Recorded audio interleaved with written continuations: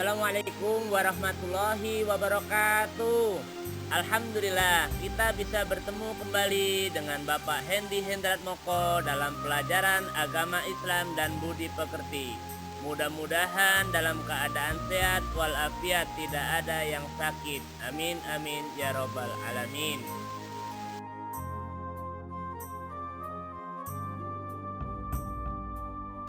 Kita masih di pelajaran 5 materi pokok Rasul Allah Subhanahu wa taala, idolaku.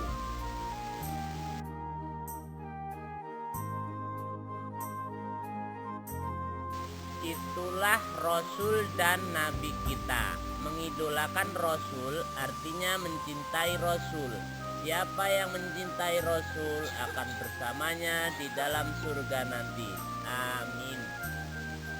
Para Rasul adalah laki-laki pilihan Allah Subhanahu wa taala. Mereka wajib diketahui dan diimani. Salah satu rukun iman adalah mempercayai Rasul-Rasul Allah.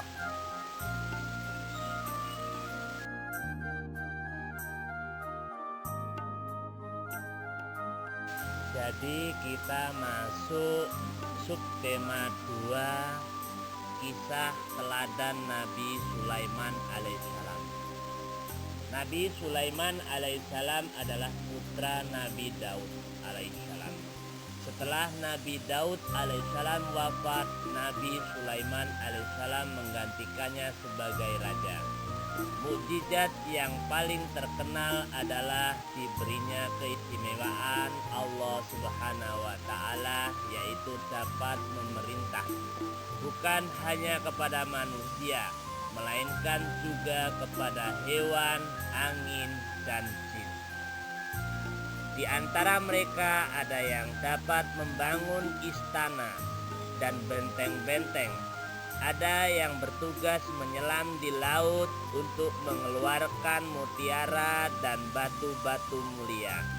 Allah Subhanahu wa taala memberikan kekuasaan pada Nabi Sulaiman alaihissalam atas setan-setan yang kafir, sehingga ia mampu mengikat mereka untuk mencegah kejahatan.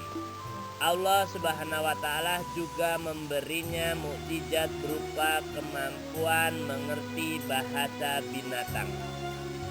Meskipun kaya raya dan berkuasa, Nabi Sulaiman alaihissalam tetap rendah hati, patuh dan tunduk kepada perintah Allah Subhanahu wa taala.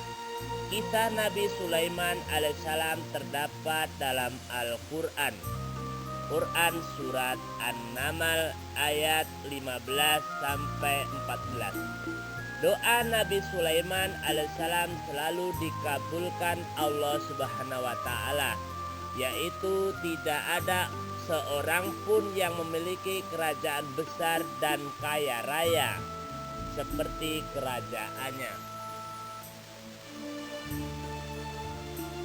Doa Nabi Sulaiman alaihissalam dalam surat An-Naml ayat 15 yang artinya, dan sungguh kami telah memberikan ilmu kepada Daud dan Sulaiman, dan keduanya berkata, segala puji bagi Allah yang melebihkan kami dari banyak hamba-hambanya yang beriman.